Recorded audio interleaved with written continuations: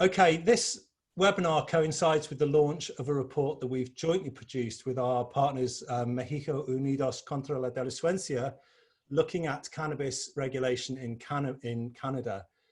Now, the report provides a detailed overview of how regulation has been implemented across the various provinces and territories, and we hope it will be really useful for anyone wanting to get an overall picture of the way the regulation is working out across Canada and wanting to consider lessons for future regulation.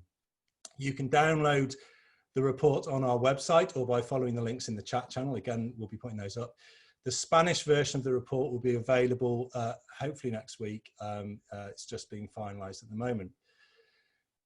As I say, the report covers a lot of ground, but for this webinar, we want to focus particularly on issues around social equity and corporate power and what lessons we can learn from the Canadian experience around that. In last week's webinar, we looked at some of those questions from a US perspective, and it became absolutely clear that without focus and purpose and real commitment to the goal of achieving social justice, cannabis law reform can quickly start to exclude the very communities that many advocates joined the reform movement precisely to defend. Now, in some respects, Canada's led the way in approaching cannabis law reform from a public health perspective, but in other ways it has fallen short on social equity and justice. And indeed, in some ways it's led the world in establishing a new corporate infrastructure that can threaten to replace the injustices of prohibition with some of the injustices of an economic oligarchy. As we'll hear, this risk presents a real threat to a process of reform in countries such as Mexico. But I think the lessons apply everywhere, and we're hoping that people can take those lessons and bring them forward to whatever communities you're working and living in. So to look at the positives and negatives of the Canadian experience, we're joined by an incredible panel. We have Rebecca Jesseman, who is Director of Policy at the Canadian Centre of Substance Use and Addiction at the University of Ottawa. We have Nazlee Maghsoudi, who's the Knowledge Translation Manager at the Centre for Drug Policy Evaluation in Toronto. We have Scott Bernstein, who's Director of Policy at the Canadian Drug Policy Coalition, based in Vancouver. And we have Tania Ramirez, who's the Director of Drug Policy at México, Unido, Contra la Delincuencia in Mexico City. So thank you all to all of our panelists for joining us. As I say, we're going to start with the presentation of the report and then go to each panelist who's going to talk for 5 to 10 minutes, and then we'll go to questions. So to start with, my colleague Harvey Slade will briefly present some of the report's findings. So I'm going to stop talking now. I'm going to hand over to the rest of the panel, and I'm going to start with Harvey, who's going to be sharing a screen. So just get ready for that. So Harvey, I'm going to hand over to you. Thanks, James. Hi, everyone. As James said, I'm Harvey. I work at Transform as a Research and Policy Officer. I'm just going to present to you some of the key findings from our new report. Okay, so hopefully you should be able to see my screen.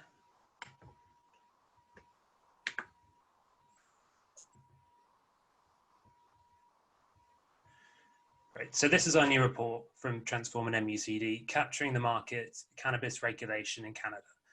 Now, the report analyses how non-medical cannabis has been regulated in Canada since it was legalized in October 2018.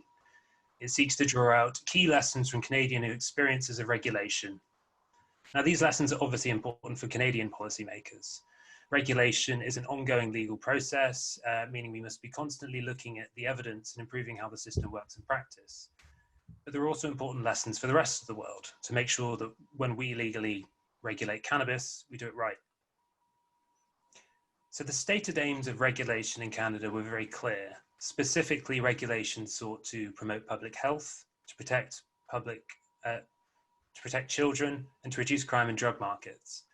Now, these aims also provide a useful framework for the government and for civil society to measure what's working well and what needs improving upon.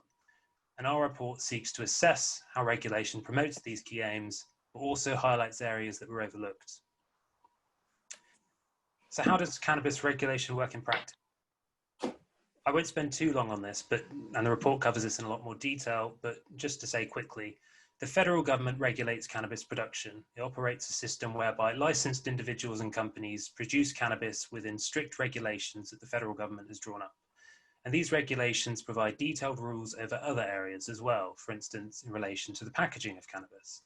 And through these regulations, federal government is able to facilitate its key aims. Now, the sale of non-medical cannabis, by contrast, is regulated by individual provinces and territories. And this means that provincial and territorial governments have been able to develop their own retail markets in their own ways. And as you can see from this graph, some provinces and territories allow licensed businesses to sell cannabis in their jurisdiction, but others operate a government monopoly, meaning only the provincial or territorial government can sell cannabis through stores run by government agencies. And as you can also see, some provinces and territories have been much slower establishing retail markets than others. But again, this is a new market. The report discusses this in a lot more detail.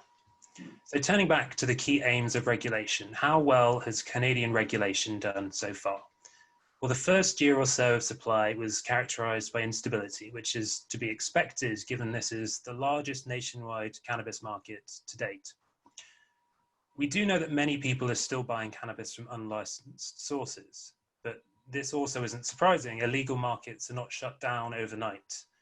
According to survey responses compiled by Statistics Canada, just under 1/3 of Canadians say that they only buy cannabis from legal sources, and just over half say that they sometimes buy cannabis from legal sources.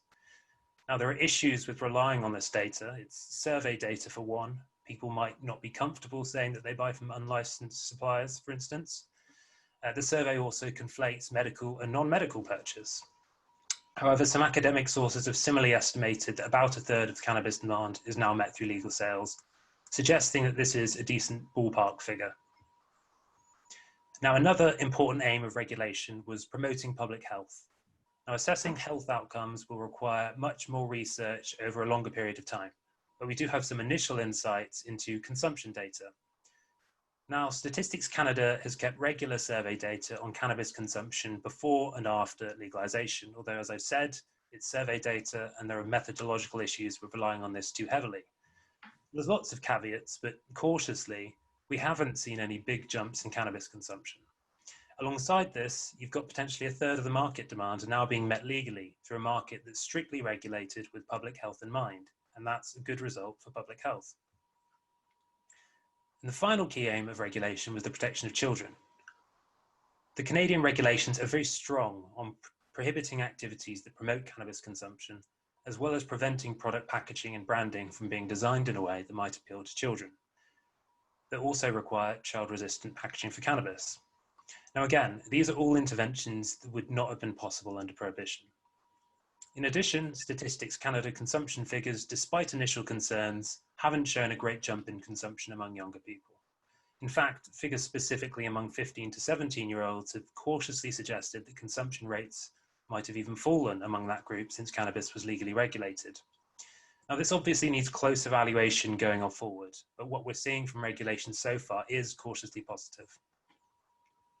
So some lessons learned. Now, the experiences of Canada need to be framed in the environment in which they occurred. It's the largest nationwide cannabis market to date, and regulators had very little experience from elsewhere in the world to draw upon. We also need more time for policy evaluation. It's a very new market, not even 2 years old, and it's still being developed in many ways. There's been an unfortunate tendency in some international media to conflate the success of legal regulation with how stock prices are doing at the time, for instance. And regulation is obviously so much more than this. And what we're seeing so far, as I've touched upon, and as the report discusses, is a modest success. So here I'm just going to outline some of the lessons highlighted in our report, the successes and the failures. And one of these important lessons highlighted from the Canadian experience is that you need to understand and balance your priorities of regulation. The Canadian model, as I've touched upon, has prioritized developing a strong public health framework over making fast inroads into absorbing the illegal market. And it's all a question of balance. What you wouldn't want is success in one key aim, reducing the scale of the illegal market, coming at too great a cost for another key aim, like the promotion of public health. For instance, if the price of cannabis had been allowed to drift too low at the outset, any inroads into the illegal market may have been outweighed by the public health costs of cannabis being too cheaply available. So in this sense, the Canadian approach has rightly been quite cautious and public health oriented. Now, I focused quite a lot on the government's stated aims of regulation in this presentation, but you might also want to think about what important aims weren't mentioned, what were overlooked. And one of the biggest oversights of Canadian regulation efforts was in relation to social justice and equity. Now, unlike protecting children and promoting public health, this wasn't outlined as a key aim, and this is reflected in how regulation has worked in practice. For instance, there was nothing in initial legislation to provide for the removal of criminal records, meaning that while some big businesses begin to make money from growing cannabis under government licenses, hundreds of thousands of Canadians have criminal records for activities which are now legally authorized. And this is a big oversight. Legislation allowing expedited pardons for historic cannabis offences has since been passed after the efforts of advocacy groups, but these expedited pardons are not the same as expungement, which we discussed last week in relation to US states, expungement being where the record is destroyed. A pardon is seen as forgiveness for a crime that the state insists still took place, rather than the right to say you never committed that crime. And these pardons also aren't granted automatically, like in California or Illinois. The onus is on individuals to apply for the pardon rather than the state to find eligible records. We also haven't seen any social equity programs, a key theme in the US, where states seek to help communities disproportionately impacted by law enforcement under cannabis prohibition by facilitating access to cannabis retail licenses where desired. So while the Canadian model has set a good example for the promotion of public health, little has been done to acknowledge or address the historic and ongoing harms of prohibition. There's room for improvement going forwards. So an important lesson, therefore, is to include provisions for social justice and equity in the initial legislation and regulations. Now, the absence of social equity programs has been similarly reflected in barriers to small business in the Canadian market. It was hoped that the availability of micro cultivator licenses would open the market up to smaller producers, but it was announced in 2019 that in order to apply for a license, potential suppliers were required to already have a production facility in place. And this meant that those unable to risk the initial investment costs were immediately deterred from applying. So what we've instead seen is the market being dominated by a select group of large federally licensed producers. Now, this is a national problem. Market domination by a small group of private actors allows for extensive corporate lobbying power. And historically, such lobbying power in regulated drug markets, namely tobacco and alcohol, has led to bad public health outcomes. But it's also an international problem. As primary beneficiaries from the largest nationwide cannabis market to date, these large producers have the financial power to buy up smaller producers in emerging medical markets worldwide. For instance, it's been estimated that Colombian medical cannabis companies are 75% foreign-owned, predominantly by Canadian companies. Multiple Canadian producers are now operating across 5 continents and are in prime position to capture new medical and non-medical markets as they emerge. And this presents a unique challenge for legalizing countries going forward to ensure that where desired, regulation is able to prioritize local and smaller businesses. It also highlights the need to act early because market dynamics are established very quickly and corporate actors can entrench new markets at great speed. You can't regulate against corporate capture retrospectively. You have to act from the outset. So this is just a summary of some of the report's key findings, but do check out our report online. I'll be posting a link towards the end of this webinar. As James said, the English version will be on Transform's website after the webinar, and a Spanish version will be coming soon. And here's the links to where you can find some of Transform and MUCD's publications on cannabis regulation and drug policy more widely. Great, thank you so much for that, Harvey. Okay, we're now going to go straight to the panel to give their thoughts on some of the issues raised there. We're going to start with Rebecca, who is on top of most of the research on this, so we're trusting that she'll be able to give us some more insights from that research perspective around the questions that have been raised here. So Rebecca, if it's okay if we go to you next, and you can take over. Thank you.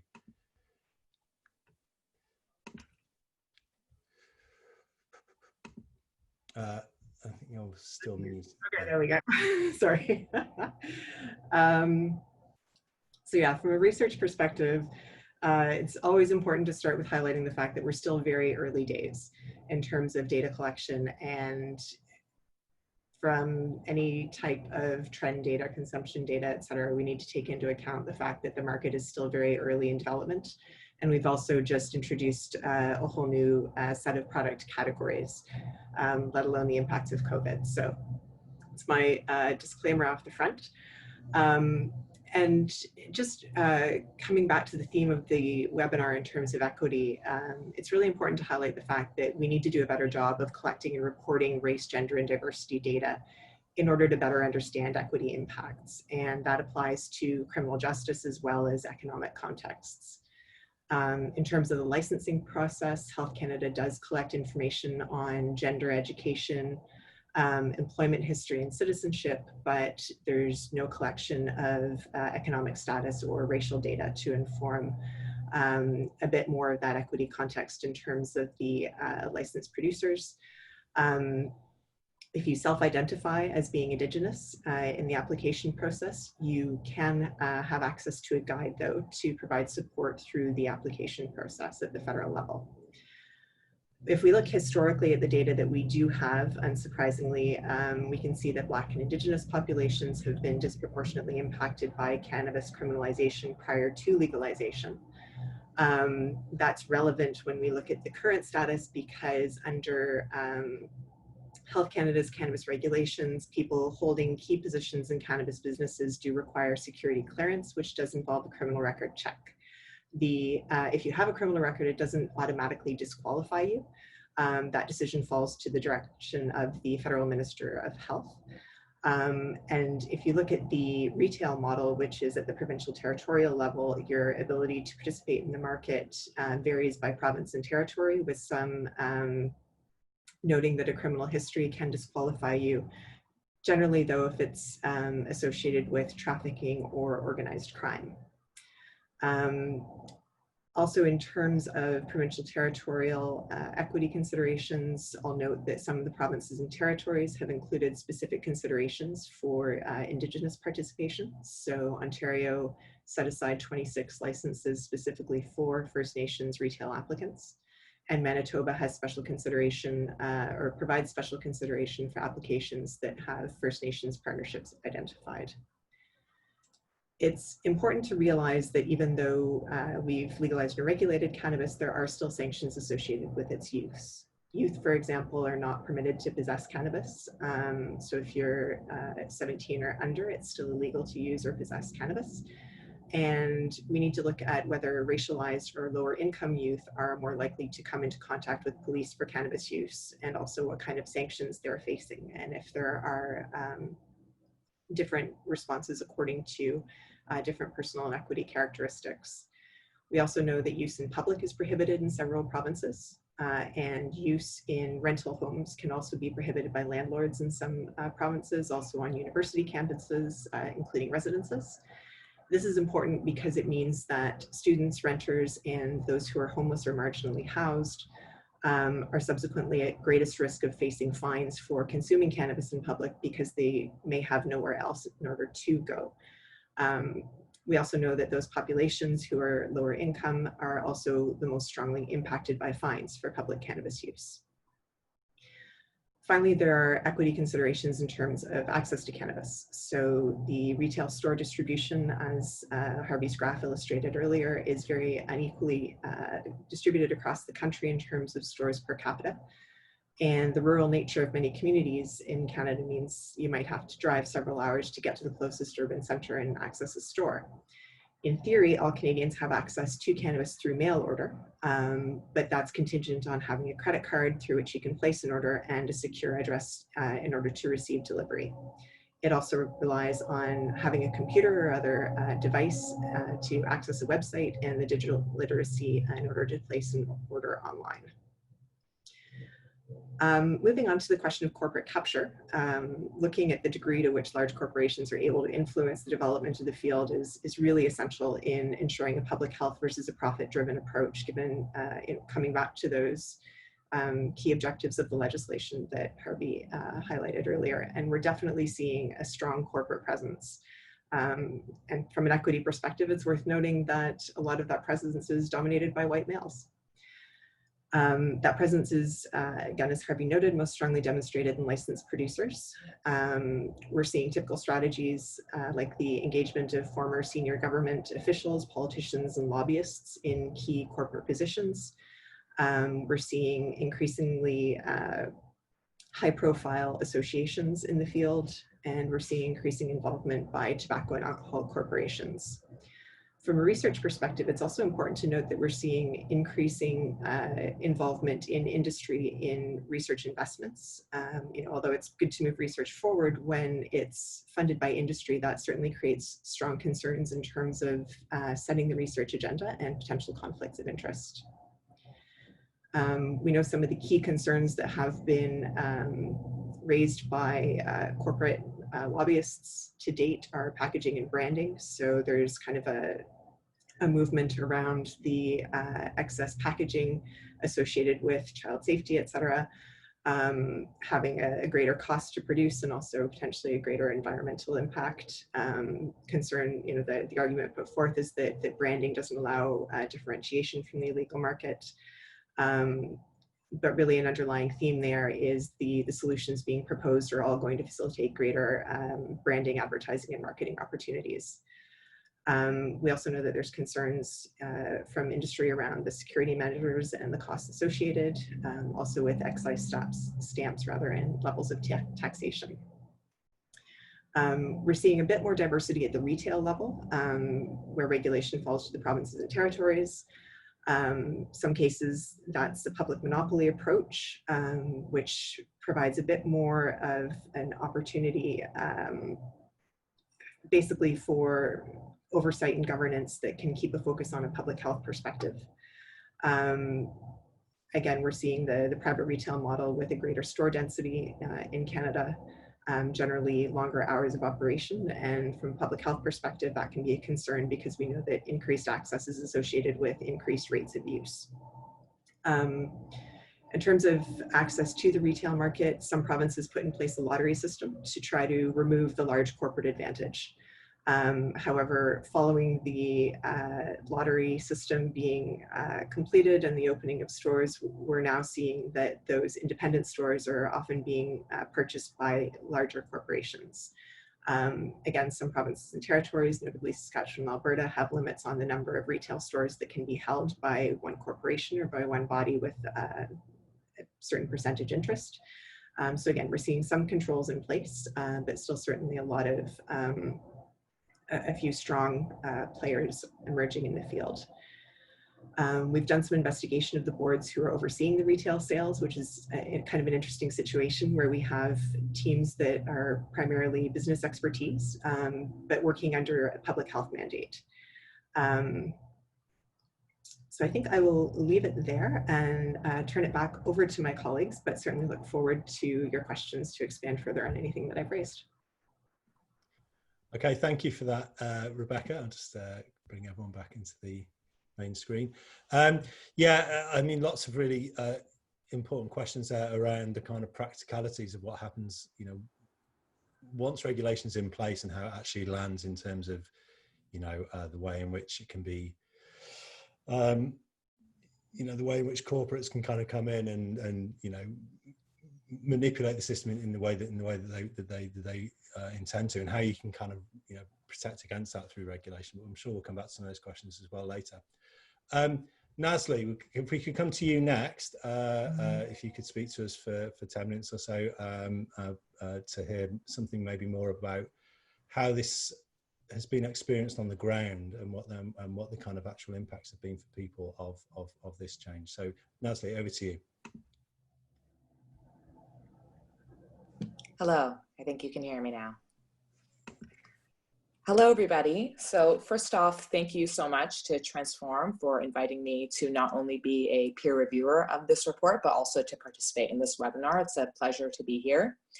And yes, as mentioned, I was asked to speak about the experiences for people who use cannabis on the ground in Canada post the legally regulated framework coming into place, and how that maybe has or has not changed for people who use cannabis. So I'd like to spend my time mostly talking about the experiences of people who use cannabis in accessing their cannabis, but then a little bit about the experiences of people who use cannabis with respect to cannabis offenses and the possibility for those moving forward. So already in the introductory remarks, there was a bit of a discussion stemming from the report about the extent of the market that has been captured by the legal framework. So the estimates are about 30%. And to clarify, this is about 30% of cannabis users are reporting obtaining all of the cannabis they consumed from a legal source. So 70% saying not all of my cannabis came from a legal source, but a little bit higher saying that some of their cannabis came from a legal source. I wanted to add a little bit of nuance to this 30% market capture figure, because from the same source from Statistics Canada, we can see that for the highest spenders, so that is specifically people who are spending more than $250 Canadian on cannabis over 3 months. And that is about 1/5 of consumers. So about 20% of cannabis users being the highest spenders. They reported obtaining all of their cannabis from legal sources at about 25%.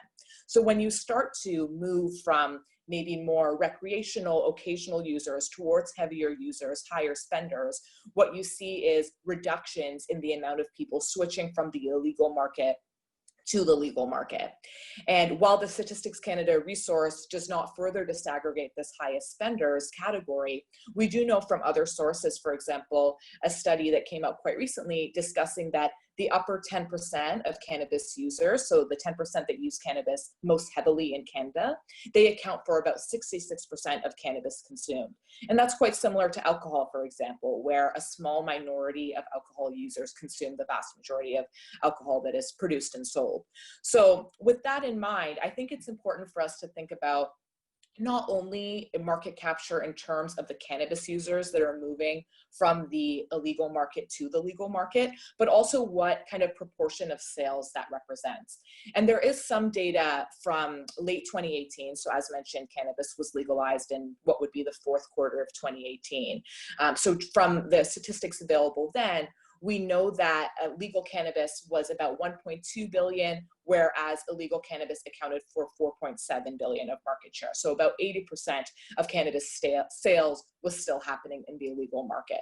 And that has, the legal sales have kind of fluctuated a little bit. They've been about 1.5 billion in more recent quarters, but like the cannabis user statistics indicate, the volume of sales also indicates that this is still dominated by the illegal market.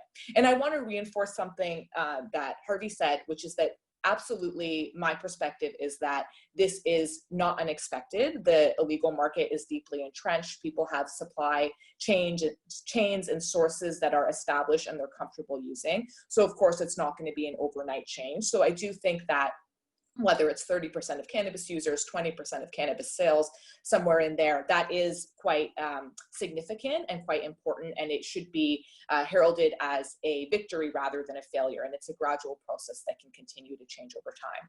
But the reason I bring it up is because I think for one of the key goals that was articulated by Harvey, which was this notion of keeping profits out of the hands of organized criminals, there is an incentive for the Canadian government to build policies in a way that draws those heaviest cannabis users from the illegal market to the legal market. And there are, given that they are the vast amount of profits that are reaped from cannabis when it comes to the illegal market.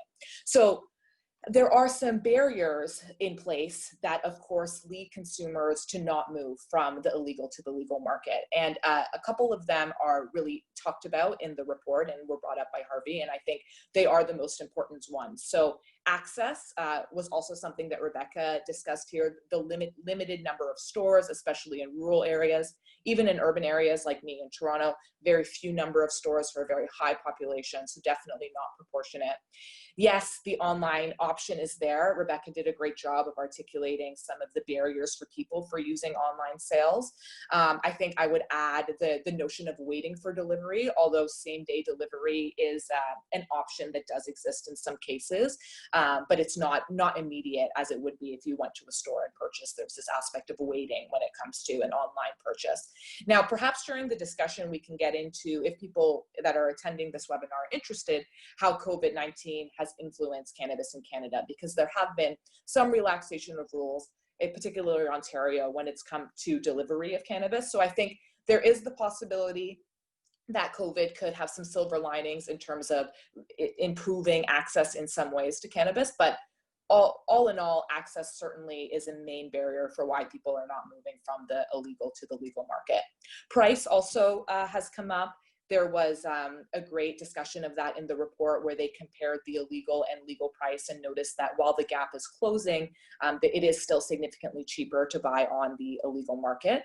But there are improvements happening. And actually just yesterday, I believe, the Ontario Cannabis Store, which is the online store in the province of Ontario that supplies cannabis from the government, it said that their median price of flower, cannabis flower, dropped by 25% in their first year of operation. So certainly seeing reduced barriers with respect to price, and I would imagine that both access and price will improve over time and be reduced. Now, a couple other barriers that are perhaps less significant, but in my view still notable, particularly this one for the heaviest users, if you will. So the possession limit has been articulated already as 30 grams. So for those that don't maybe speak cannabis or speak grams, 30 grams is just over an ounce, 28 grams is an ounce. So 30 grams is just over. And for someone who uses cannabis daily, several times daily, has quite a heavy pattern to their use, an ounce can be something that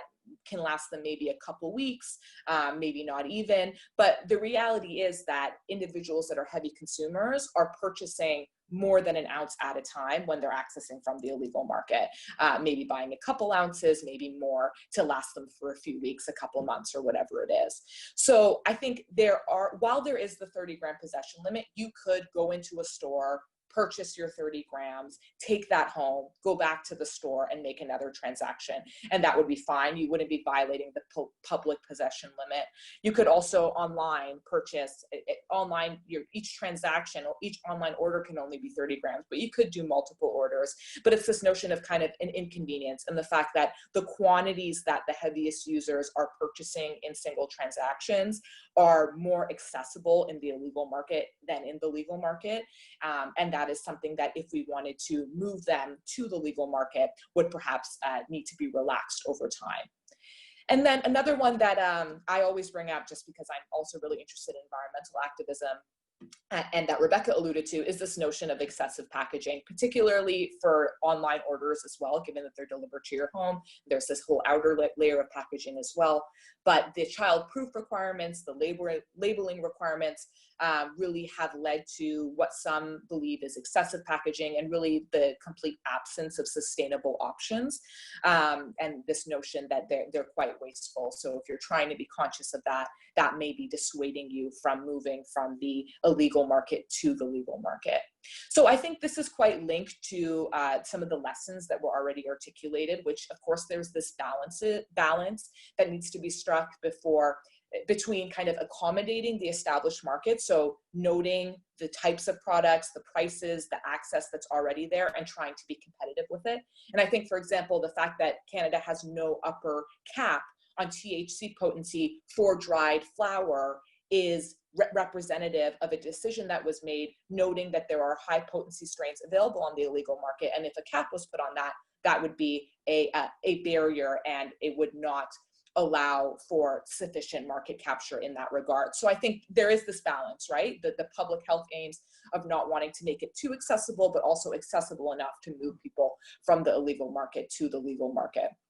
So I personally understand the cautious approach. I think what it has meant on the ground is that the experience of accessing cannabis has not yet changed for some portions of the market. And there still remains a lot of market to capture, a lot of cannabis users and a lot of sales what I hope is that the policies will be iterative. There'll be refinement, there'll be revision over time based on the lessons that we learn, and those changes to the policies will allow us to capture more of that illegal market, and especially, again, those heaviest users, if one of our primary goals is to move profits out of the hands of organized crime. So the only other piece that I wanted to touch on during my remarks is building upon this notion that there was really no social justice goal embedded into the legalization policy for Canada. And there's already been some discussion, some of the shortcomings, social equity, representation, financial profits from the industry, who is that going to? But I would just add to that to remind folks that from when cannabis policy was announced that there would be a legally regulated framework put into place, from that point until when the policy was put into place, no cannabis offenses were decriminalized. Everything continued as normal. People faced arrests and criminal justice system involvement because of simple cannabis possession. So that to me is really linked to the social equity argument that was not at the forefront of these policy moves. And for me right now, what I'm really thinking about are partners in the US, and it's very relevant in Canada too. There's been, of course, this movement in recent weeks around Black Lives Matter, and the notion that police, law enforcement, whether it's police brutality or enforcement, is overwhelmingly concentrated on Black, Brown, and in Canada, Indigenous bodies. And that is something that, of course, drug policy has been one of the main weapons in the arsenal, if you will, of stop and frisk, of targeting communities of color. So I think what we need to recognize is that while cannabis is legally regulated, there are still many, many activities outside of the framework that are explicitly criminalized. And as long as our policing and our law enforcement practices are racially biased towards targeting communities of colors, Black, Brown, Indigenous people, we can expect that this will continue to bear out, even given the legal cannabis framework. So Rebecca already mentioned that we have limitations in Canada in terms of race disaggregated data. So I think this is something that as civil society and as people that are watching cannabis policy in Canada, we need to remain vigilant about and ensure that the same types of practices and patterns that we saw pre-legalization do not devastate those communities in the way that they have previously. So I think I'll leave it there, and I look forward to the discussion. Thank you. Thank you for that, Nazlee. Some really interesting insights. That kind of question that crops up there about what is the kind of imagined or ideal consumer around whom regulations develops. I think there's something in there actually around, you know, what are people thinking is their ideal consumer, and who does that leave out of the equation actually, and who does that not think about, and how does, to what extent does that not actually recognize the realities in the market, and who's really being excluded. So hopefully some stuff we can come back to there later on. So thank you for that. Scott, if we could go to you now to talk a little bit about what the lessons from this might mean for advocacy for reform going forward. So Scott, I'm going to put you on spotlight now. Yeah, thank you. Thank you, James. And also I want to echo thank you to Transform for inviting me on this panel, and really excited to have this conversation. And so I wanted to first highlight that there's, as advocates, there's a bit of a tension that was sort of brought up in the previous discussions around, you know, where do we claim victory in the fact that Canada legalized cannabis and we've moved forward and captured some of the market, versus where do we offer critiques around the kind of system that was put in place. And so I think there's a bit of, you know, we don't necessarily want to throw away the baby with the bathwater, so to speak, and say this is a system in place that is recognized as flawed, but it is also has some benefits that we want to draw from it. So I think, you know, in looking at that number of 30% of the market captured, it makes me think of the sort of the one of the key issues was sort of how we defined public health to start with. And so I think generally public health doesn't just mean, as some people would suggest, it mean people smoking less cannabis or less harms from it. It also includes, in our definition of public health, it includes the broader aspects of people who are being criminalized, people who are living in poverty, reducing some of the social ills that are related to drug policies generally. And so I think when we evaluate these programs, like have we met the public health aims, I think it's important to think about some of those broader issues of equity that were raised previously. And so I think too often we're framing public health just as, you know, counting the number of people smoking cannabis or other kinds of very limited factors. And so I want to talk a bit about sort of moving forward in some of the advocacy aims. And I think what I'm going to be talking about is not just about cannabis. It really relates to drug policies in general. And so I think I think about advocacy sort of as the targets, as being an organization that advocates. I'm thinking a little bit about who we're advocating to make change and sort of what they may do. And so I'll start with talking a little bit about the big target, which is the public. And so I think with some exceptions in Canada, and this is, I think generally people previously didn't prioritize some of the equity issues. And I think that was reflected, although Canada had a process where they ran a task force and had input from many people on all sorts of issues, and definitely documented people's concerns, particularly advocates' concerns with social justice issues.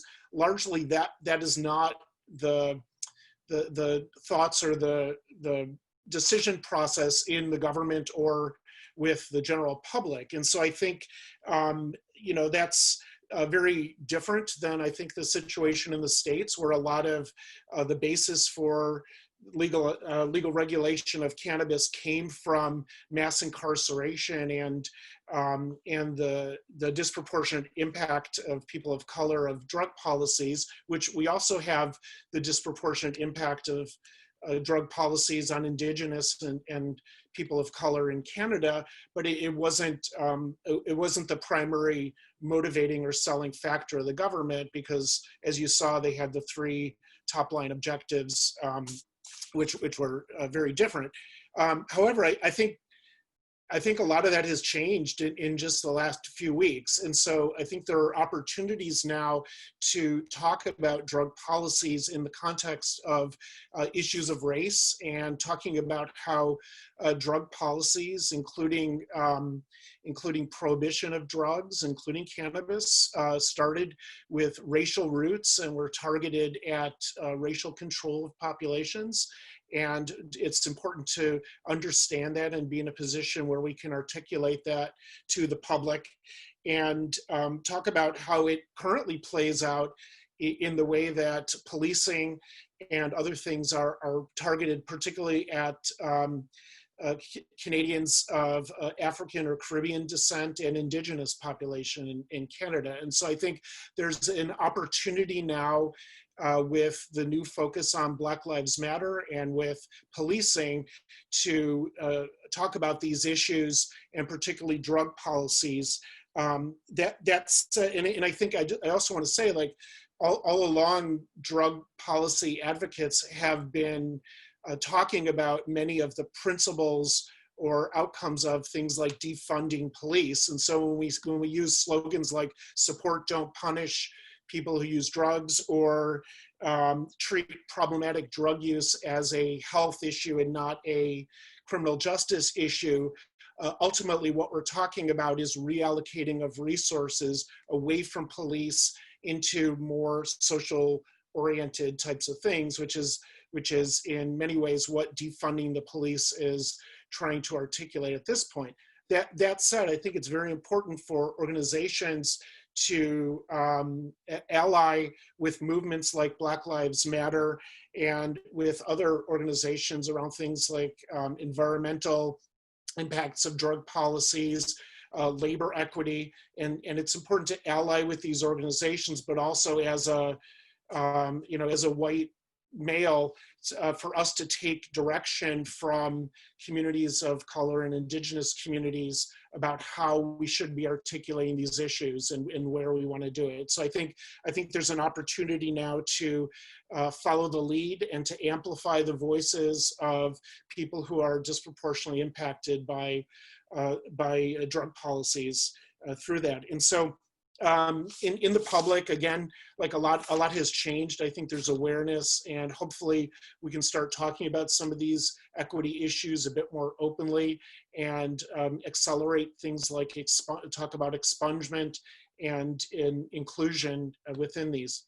So I think the other advocacy target, another advocacy target we want to focus on is sort of, and it's also been mentioned previously by panelists a bit, was sort of the regulatory systems that can be put in place that either help or hinder previously impacted communities in participating in legal drug markets. And so we can create things like opportunities, reduce barriers to application, create subsidies, loan programs, those kinds of things to support minority-owned businesses or businesses that are run or participate with people who had previously been targeted of our negative drug policies. And so I think through legislation and regulatory reform, which we should be constantly advocating for, we can create opportunities out there and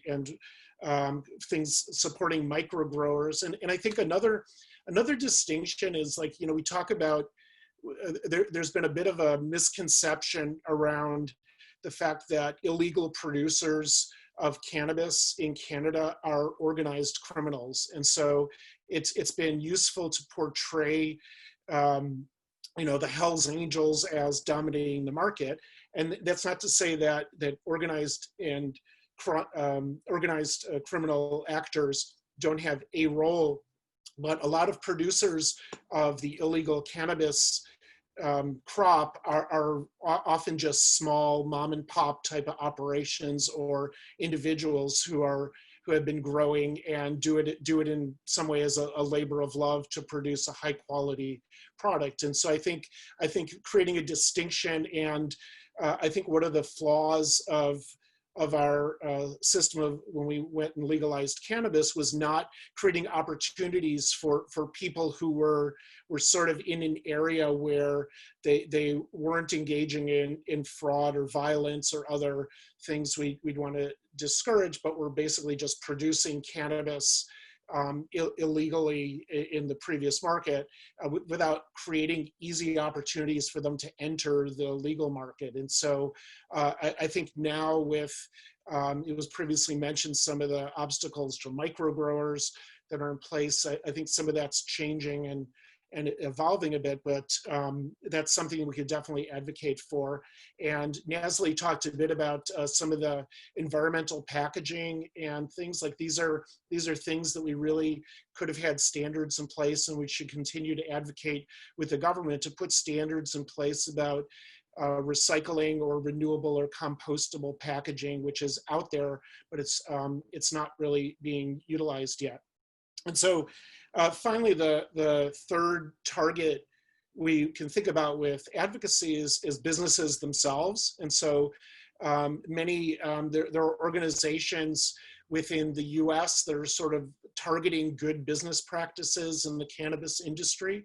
And I think the businesses have a lot of financial resources and political resources at the time to create standards for themselves and to sort of set up different objectives with themselves around things like fair labor standards, fair trade sourcing activities, environmental practices, and inclusion within their organization of people of color on their boards and in their staff.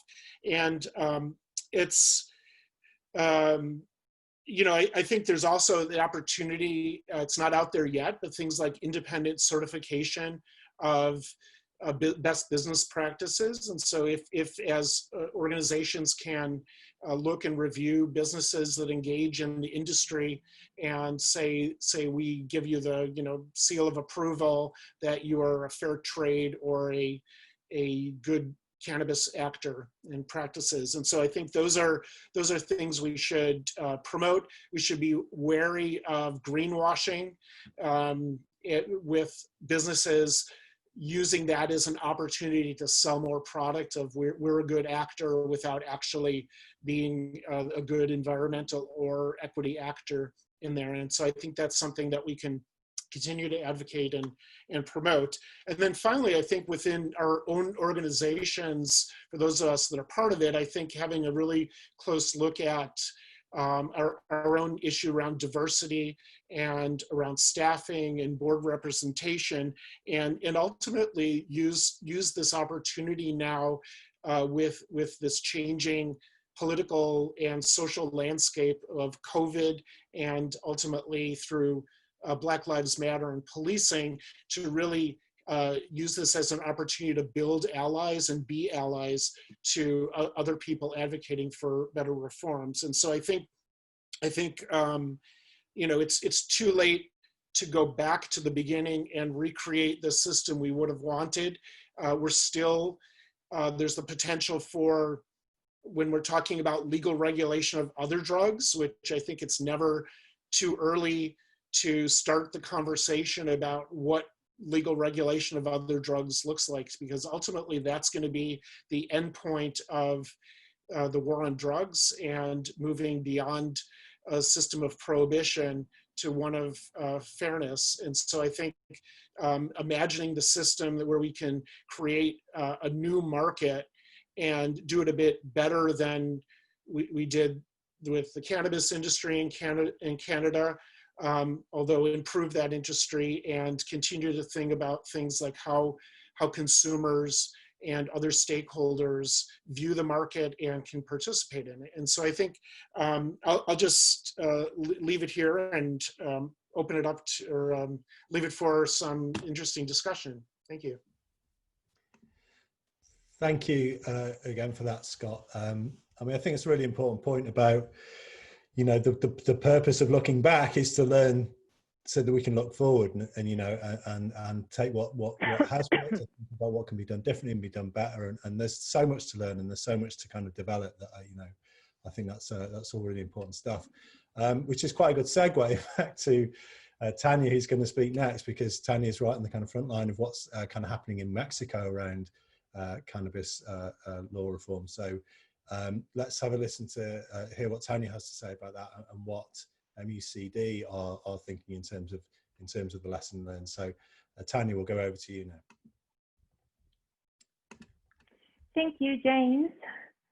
Hello, thank you Transform for organizing this conversation and for the opportunity to talk with these amazing colleagues.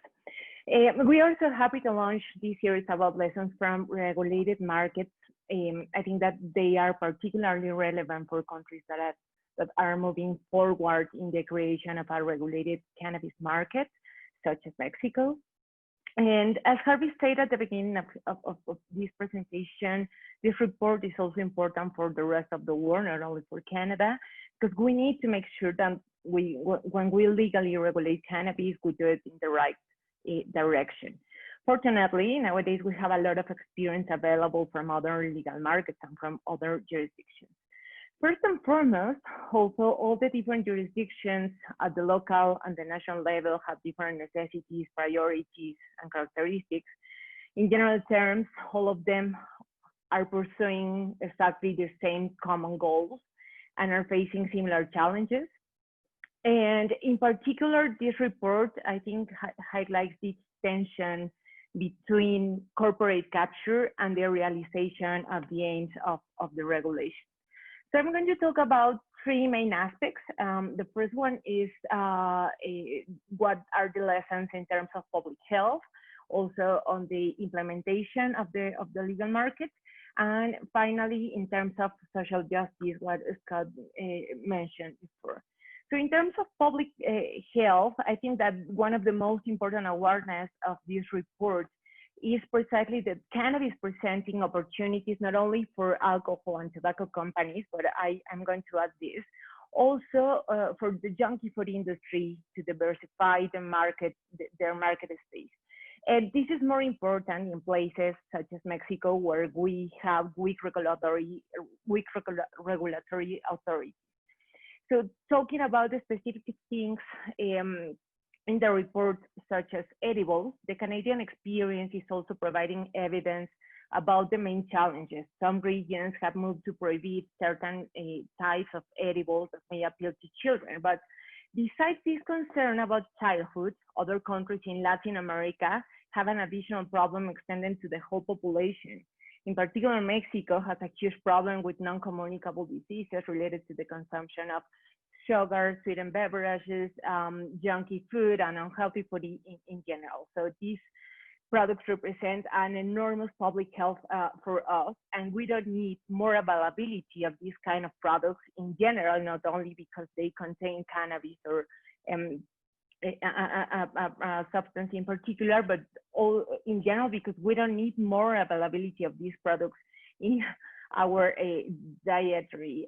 We are now facing this enormous challenge of having enormous rates of diabetes and obesity and other non-communicable diseases in the context of the COVID-19 epidemic. This opportunity for other industries is also open regarding places where cannabis may be consumed. In particular, when we discuss the creation of public spaces or to allow public spaces for the consumption, we are opening as well, and we have to be very cautious about to not open the discussion to the tobacco industry to retake public spaces that we have established with a lot of problems of, for example, free tobacco, free smoke spaces. So we have to be very cautious to do not open this discussion to these kind of companies and these industries that are actually like working in lobbying in the context of the cannabis bill in Mexico, and I'm going to talk about it later. So in terms of implementation, the transit to a legal market is slowly and depends on different aspects such as price, availability, information, incentives, and also the capacity of federal and local governments. It has been a challenge even for other legal jurisdictions at the national level, such as Uruguay. And this is going to be also a big challenge for other countries such as mine. In the case of Mexico and other Latin American countries, we face additional problems. Such I mentioned before, the problem with weak regulatory agencies and the slow implementation of schemes that we used to see not only in this subject but also with other kind of problems. Just as a manner of example, the medical cannabis bill was approved in Mexico in 2017. And 3 years later, we're still not having regulations in this regard. So the access to medical cannabis is not a reality for patients. We don't have rules about how it's possible to produce or buy, or we don't have certainty about it. So I cannot imagine how the implementation scheme is going to work for a huge market of the cannabis for personal use and other uses. So this is going to be a big challenge. And talking about implementation, the Mexican cannabis bill, which has to be approved by the end of this year by the Congress, establishes that the people, establishes many worry things, but I'm going to mention two. First, that people who want to use cannabis should obtain an authorization for the government to use cannabis, which is actually the regulatory scheme that we have. We have to conduct a legal appeal before the court to obtain the authorization from a regulatory, the health authority to use cannabis for personal use. So according to the new bill, we also have to register ourselves in order to obtain a new permission to the authority. So this is going to create a bad incentive, and this is going to represent a big barrier for people who want to become a legal user for keep in the illegal market. So this is on the one hand. And on the other hand, and this is one of the main concerns about it, in the example of Canada is very useful because regulations are not very specific in terms of the seeds. But in Mexico, which is a traditional or a typically producer of marijuana, the new bill requires that the people prove, the people have to prove that the seeds are legal. They have a legal origin. And this opens the discussion about the corporate capture, because there are no legal or illegal seeds in Mexico. But in order to prove that the seeds are legal, we have to show that we are obtaining the seeds for a legal producer or selling. And this opened the opportunity to other markets.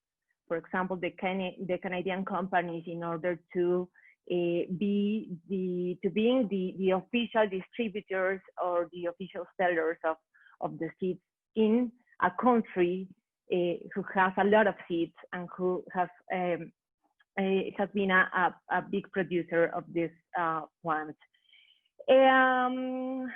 Yeah, in terms of the amounts allowed, we are basically copying the cannabis model. We are using the 28 grams and 30 grams of cannabis for cannabis plants for residents.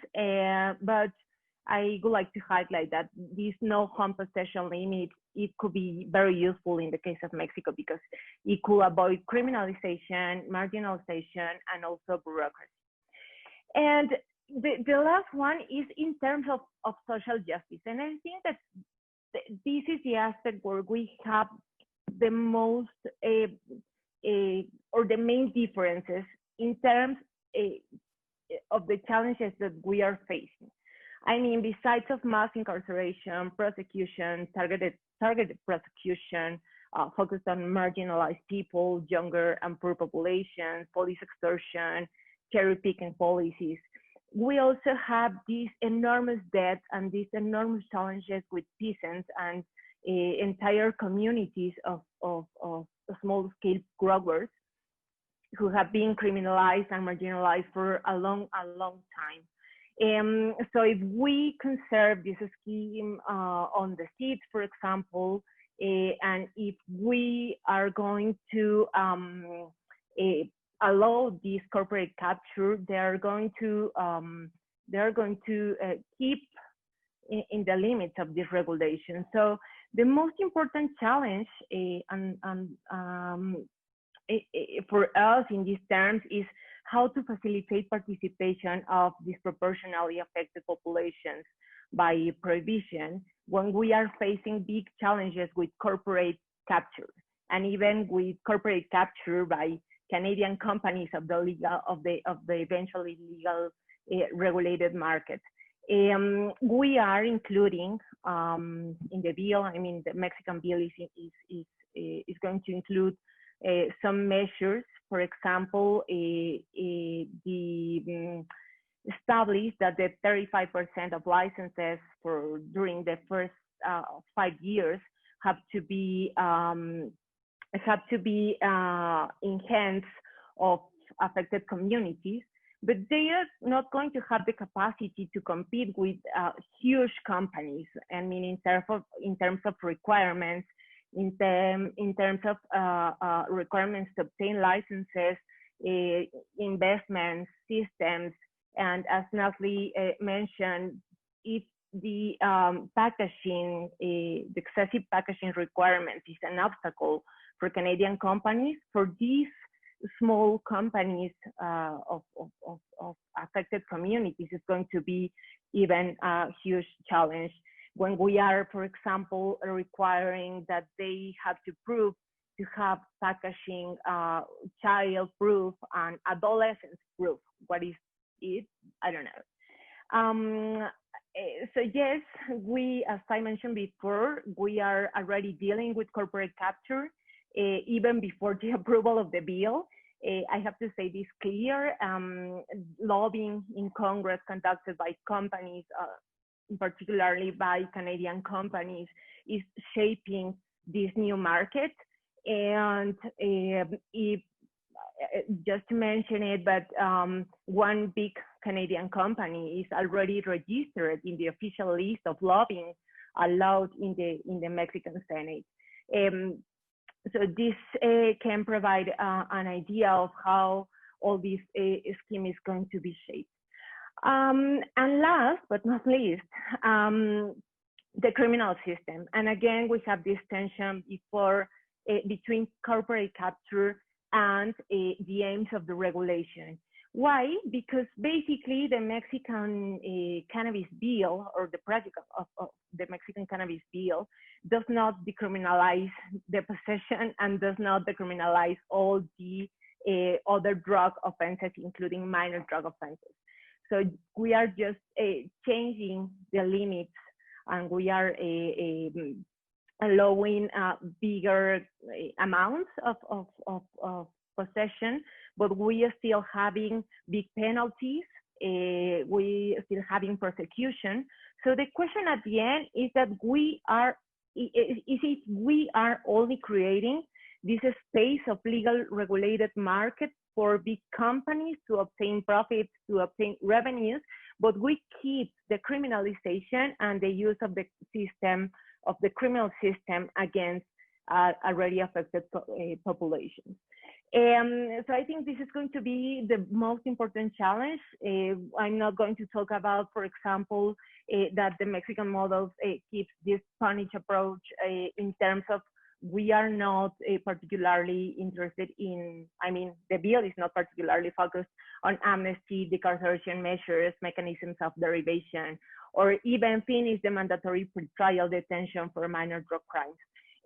We are not talking about specific reparation measures for affected communities. So all in all, as the report say, and this report raises the lobbying power not only of the cannabis industry, but other industries that already are operating in our countries, in particular in Latin America, with a big space for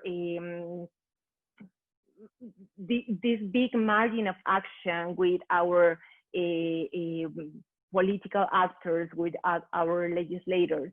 And this is the case also of the cannabis industry. And we have to show that we are dealing with very specific problems in terms of social justice, and at the same time we are trying to keep away the influence of these big industries.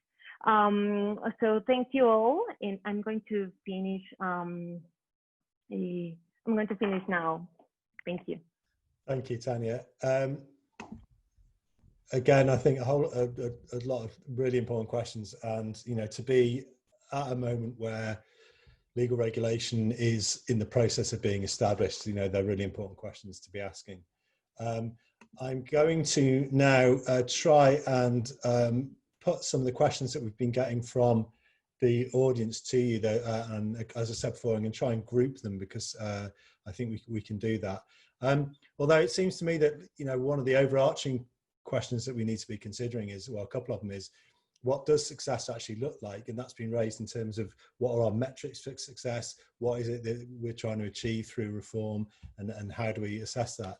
And also for me, something around what is the promise that drug policy reform should be delivering on? I mean, if in measuring success, what were the real kind of goals that were trying to be achieved through these reforms? So I think those can be picked up on in all of the questions. So one of the group of questions we've been asked has been specifically around this issue, which has come up, of whether it's possible to establish a regulatory system that genuinely protects smaller producers and also existing suppliers. And I think that comes back to one of the points that's been raised already around, from an advocacy perspective, I'd be quite interested in your thoughts on the risks around the kind of framing of the existing suppliers as criminals in this space, and that regulation will deal with those. And what does that mean in terms of actually how the risk then of saying, well, we're going to already marginalize people in communities and actually exclude them in the service of protecting the new legal market? So any thoughts from anyone around any of those questions? How can we create a market that really protects smaller producers, existing suppliers, and how can we avoid those existing people in the existing supply chain being the kind of pushed out of the new markets and used almost as a kind of like example of what the new market just shouldn't look like. So anyone want to start on that? Maybe raise your hand and I'll go to, or nod, or Scott, was that you? I'll tell you that was a signal. Yeah, I think as I brought up, I think there's a conflating between, all illegal producers are organized crime. And I think, if we're drawing Venn diagrams, like there's a set of illegal producers and there's a set of organized criminal actors, of which, sometimes they don't even engage in illegal cannabis production. They do other things, which are bad.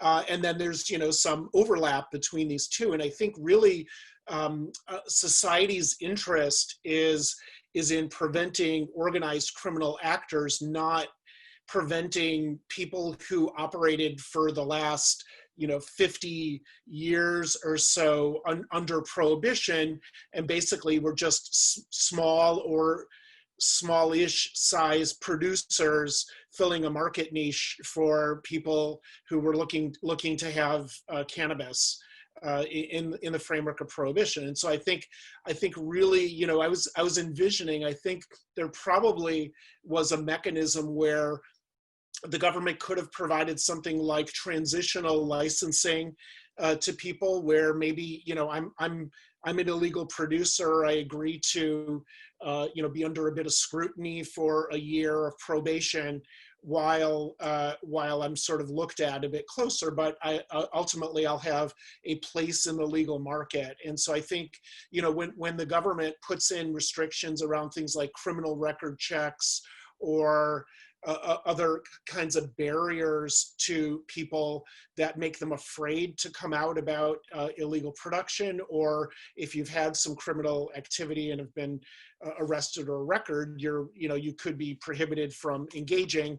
And then ultimately, I think what that is that's an economic incentive to continue to produce illegally with your established client base. And so I think, and then the other outcome is then, is the answer, we just police those people more. I don't think there's an interest in going down that route either. And so I think we probably, I think there should have been a more nuanced approach to how we deal with people who are sort of operating in that gray space. And I think the real societal interest is sort of restricting things like violence and violence, exploitation, fraud, those kinds of things that may be more characteristic of actual criminal, organized criminal activity.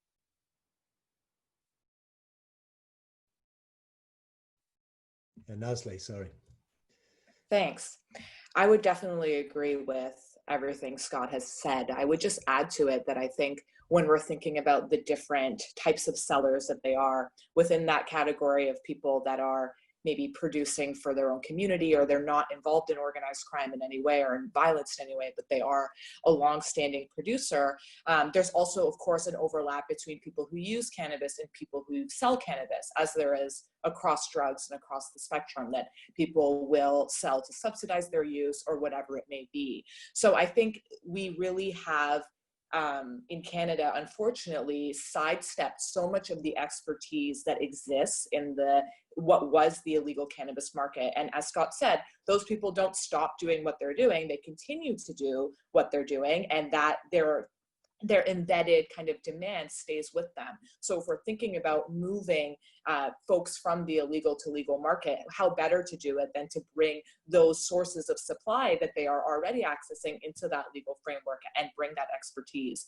The only other thing I would add to the questions that came up is this notion that, unfortunately, in Canada, we really never had discussion about something like a cannabis social club model, like something that you would see throughout Western Europe, specifically in Spain, but these kind of nonprofit, community-run models. So I think there are other options for both production and retail than what we have in Canada. And I think it's important for stakeholders in other countries that are aiming to put cannabis policy reform on the agenda, or where it already is and the policy discourse that has moved on, to how to make sure that these other models, these nonprofit models, or at least in the discourse and being considered, and in fact are in alignment with the social justice, or are articulated as in alignment with, for example, the social justice goals that you would want to put kind of front and center from the beginning to make sure that it is carried out throughout implementation. So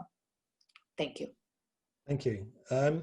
Anyone, actually, Tania, just now, we've had just a question about to what extent looking at the social justice and social equity outcomes, there's a concentration within countries on that, but what about including people from the global south, from producer countries in that? Is there much that countries can do to, or that advocates can do to make sure that is included in the discussion? And what are the concerns, for example, I mean, you touched on this, Tania, for Mexican producers supplying to those newly regulated markets?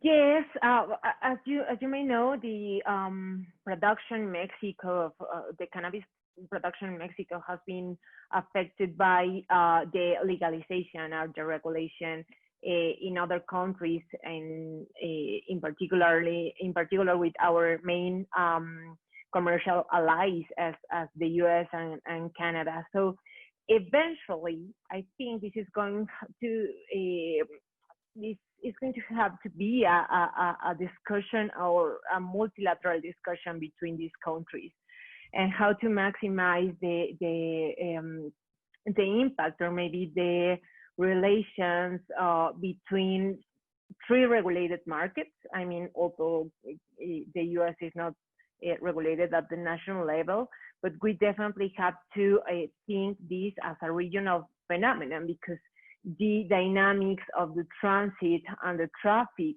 of these substances are changing, as fast as more jurisdictions are regulated the cannabis market.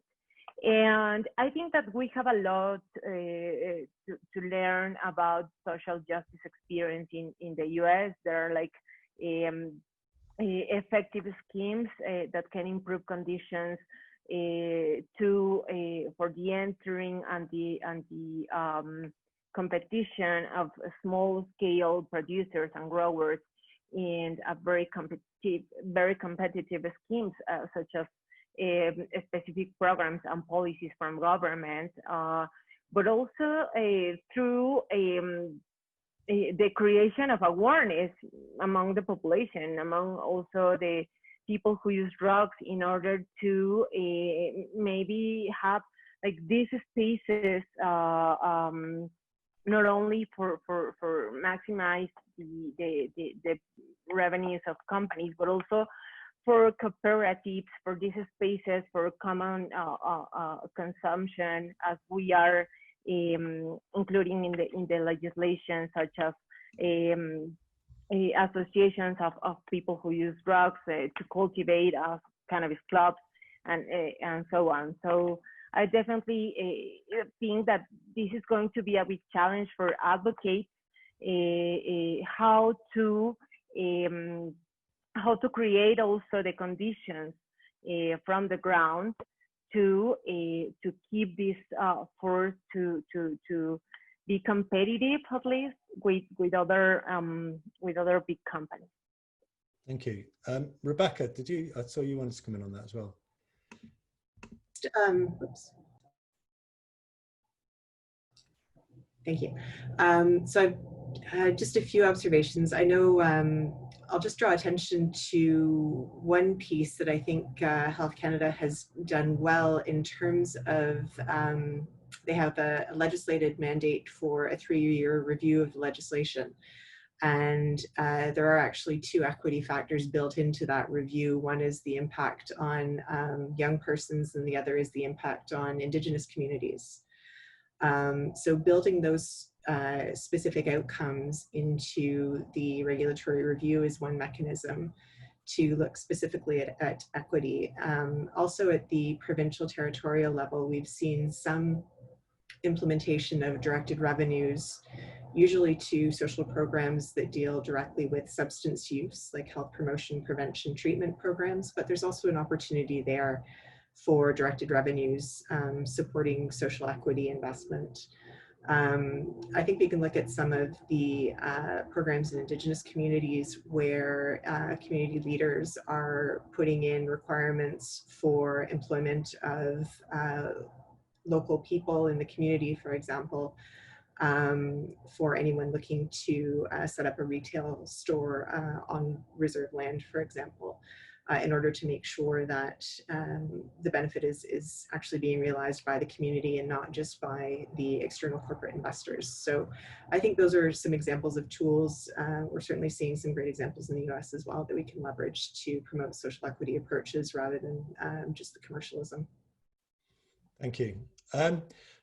Actually, Rebecca, there may be another question here for you. There's been a few questions about evaluation and what we know about what's going on the ground.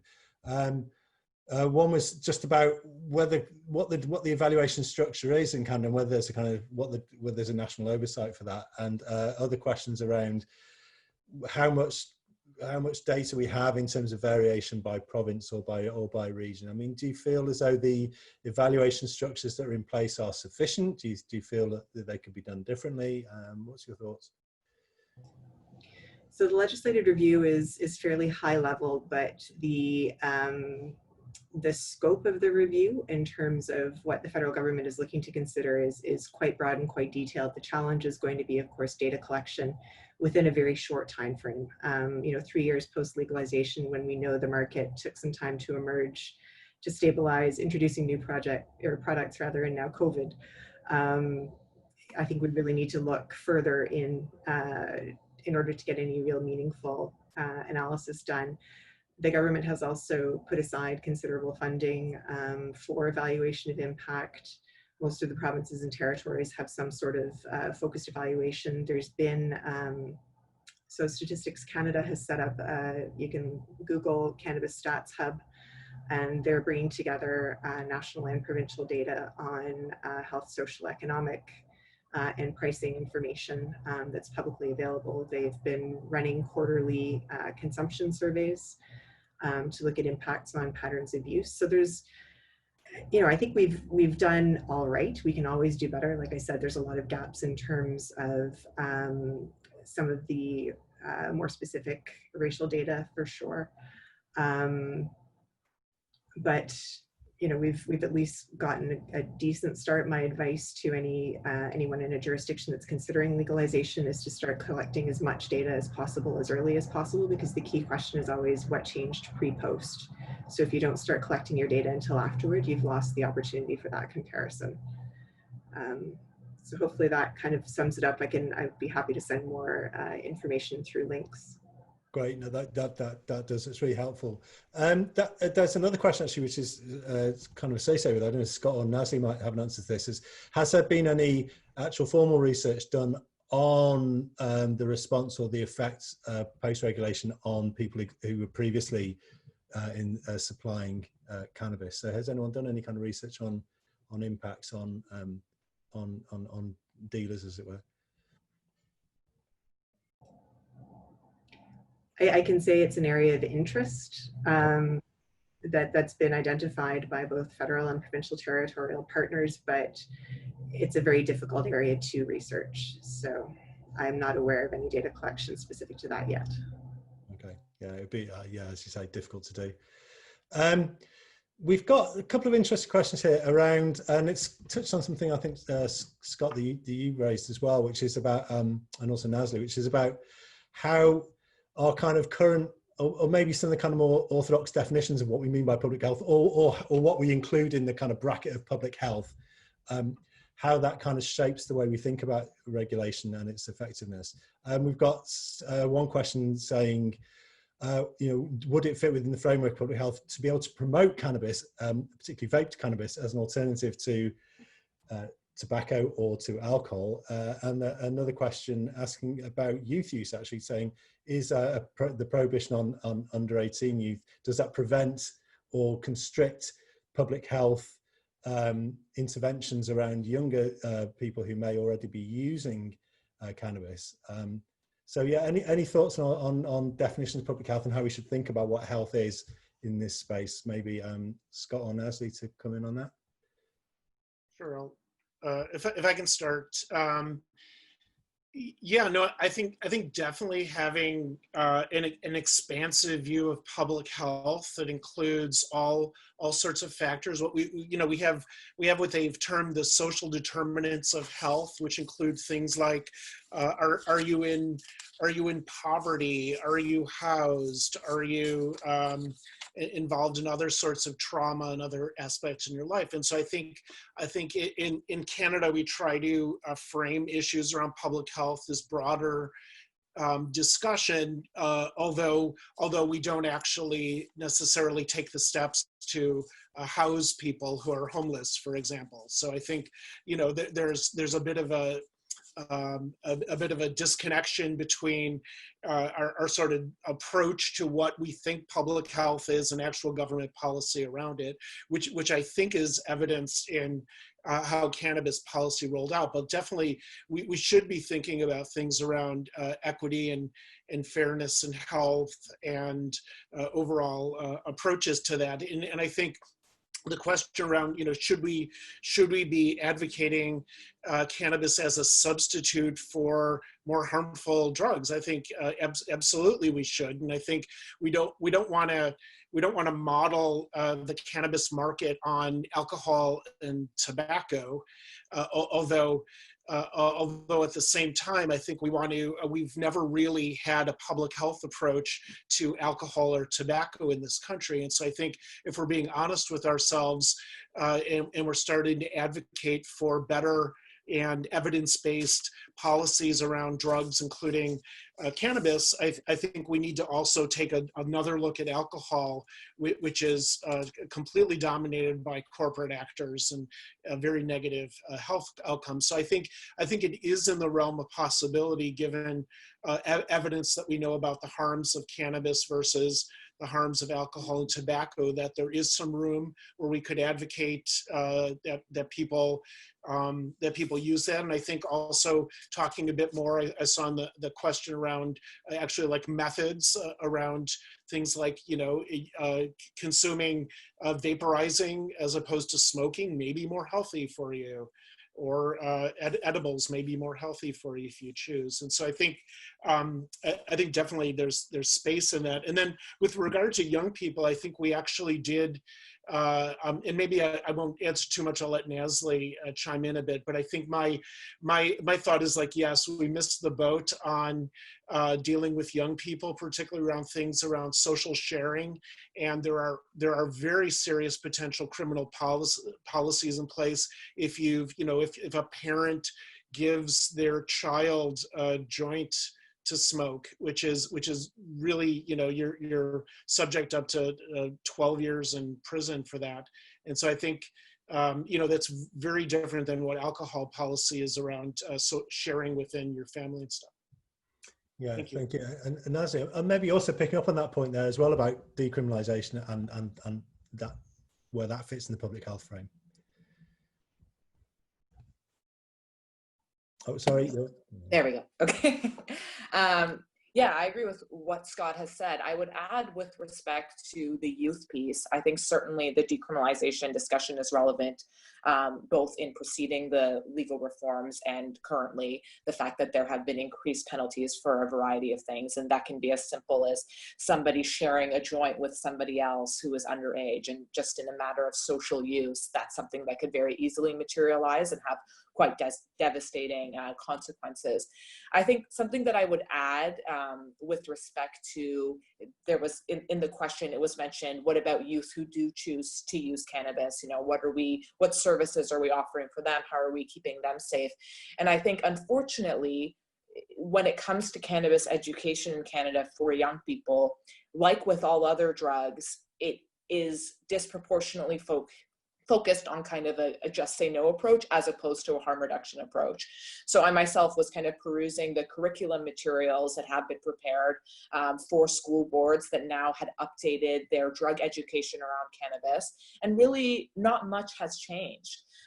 There isn't information for people who choose to use cannabis. Well, how can you reduce the harms with that use? Maybe that means being selective about the times of day, how often you use. Maybe it's about the way that you're using, whether it's edibles versus vaping versus smoking. You know, maybe the one harm reduction piece that has been reiterated time and time again is not driving while impaired. But I would say that is kind of the one that's received a lot of attention, whereas others have not. So I think that is a disservice to our young people, because, you know, one of the main reasons that Canada moved forward with this policy was because we have some of the highest rates for youth cannabis use globally. So we know that that kind of culture and population exists. That can change over time. And we did see some kind of reductions in use, although it's too early to tell at this time. But I think that there is, there's more to be done when it comes to protecting youth who do use cannabis, for sure. Yeah, yeah, the world of pain that is effective drug and alcohol education. Yeah, exactly. Whole thing. Has anyone got, we're coming towards the end of time, has anyone got any final points they want to make, they haven't had a chance to make so far before we start to wrap up? Yeah. Maybe I'll just say, because I alluded to COVID, and I wonder if anybody was interested kind of in the impacts of COVID on cannabis access in Canada. So maybe I'll just say very briefly with the Ontario perspective, that there was kind of, at first, when essential services were declared provincially, cannabis was included. Cannabis dispensaries were included in the list of essential services, which was really quite a moment, I think, for people in the movement to be like, wow, something that was, you know, illegal and prohibited this far ago is now being deemed an essential service. But then very quickly, that was in late March, in early April, given public health guidance to get a bit stricter about what was permitted during this time, cannabis retailers were removed from the list of essential services. Of course, there was backlash. You know, people are still going to buy cannabis. You're just pushing them to the illegal market. So then there was an amendment, if you will, where they were going to allow pickup and delivery for retailers.